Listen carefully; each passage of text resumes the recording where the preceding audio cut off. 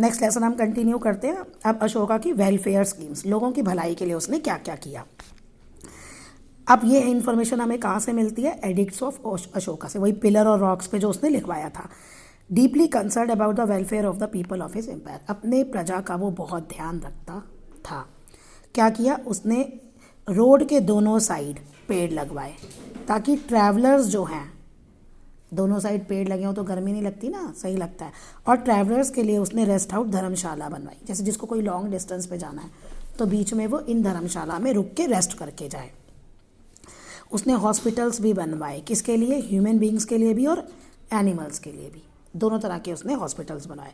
बहुत सारे उसने कुएँ खुदवाए कि लोगों को पानी मिले।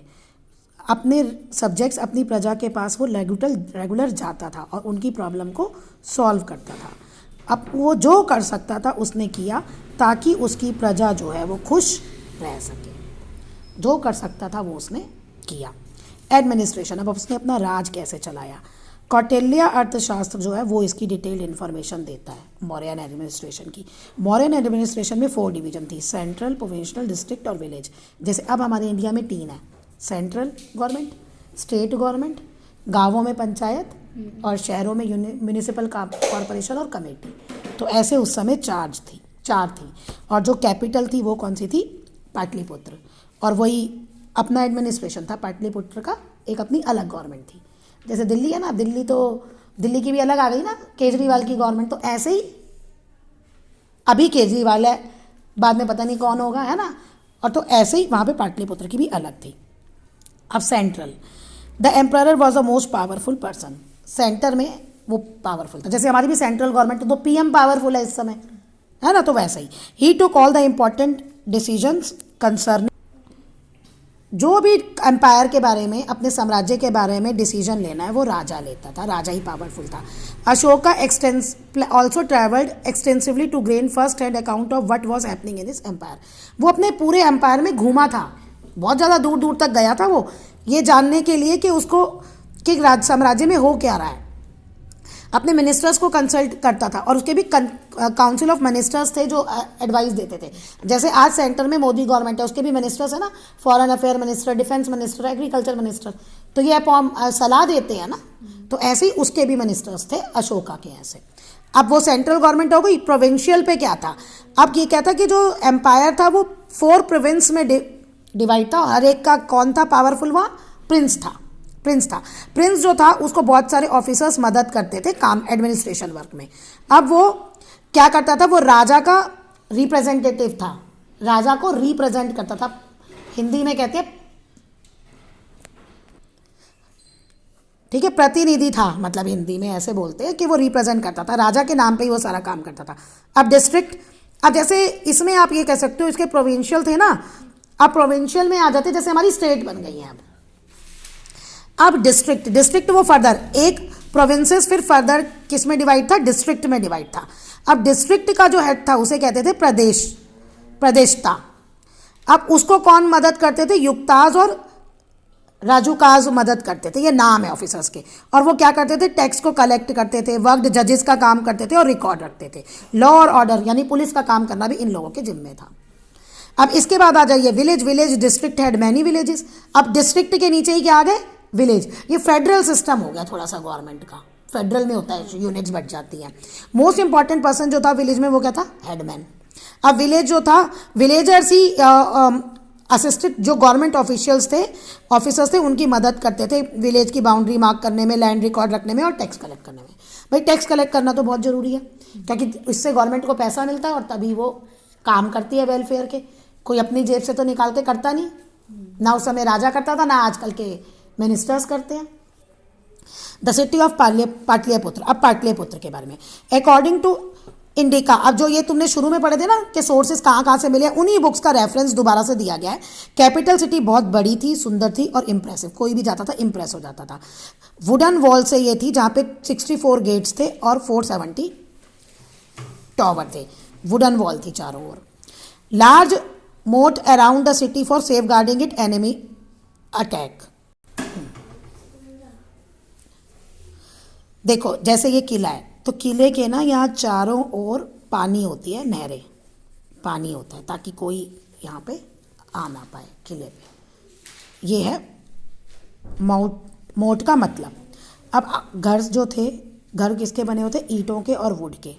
और पैलेस जो था, महल जो था, वो किसका बना हुआ था? स्टोन्स का, पत्थर का। 30 लोगों की कमेटी थी जो सिटी का पूरा एडमिनिस्ट्रेशन देखती थी। कमेटी को फर्दर डिवाइड किया गया था 6 बोर्ड्स में और हर एक में 5-5 मेंबर थे। Each board has separate duty, हर एक बोर्ड की अलग अलग ड्यूटी थी। टैक्स को कलेक्ट करना, गुड्स जो बन रहे हैं उनको इंस्पेक्ट करना। जैसे आज अगर हम देखें तो इंडिया में एक फिक्की है जो फूड प्रोडक्ट, जो भी फैक्ट्री या मैन्युफैक्चरिंग यूनिट फूड प्रोडक्ट्स बनाती है, देखती है कि कोई मिलावट तो नहीं हो रही, सही है ना। ऐसे ही उसने भी अपॉइंट कर रखे थे इंडस्ट्री को देखने के लिए, ट्रेड एंड कॉमर्स व्यापार को देखने के लिए, बर्थ और डेथ का रजिस्ट्रेशन करने के लिए, और अगर कोई फॉरेनर आता है बाहर से तो उसको आराम और सिक्योरिटी देने के लिए। और ये सब कुछ आज भी होता है, आज की गवर्नमेंट भी यही काम करती है। अब हम पढ़ेंगे army. Historian consider the modern army जो थी वो रिमार्केबल आर्मी थी उस समय की। इट कंसिस्टेड ऑफ, क्या थे उसमें? पैदल सोल्जर्स थे, घोड़े पे भी, एलिफेंट्स पे भी और रथ पे भी, मतलब तीनों पे सोल्जर्स वो करते थे। सेनापति जो था वो आर्मी का हेड था। अब क्या था ये? एस्पियोनेज सिस्टम था and the spies were probably use for bringing information from ये पता है कैसा सिस्टम था? जैसे अब हमारा है रॉ, क्या करता है वो?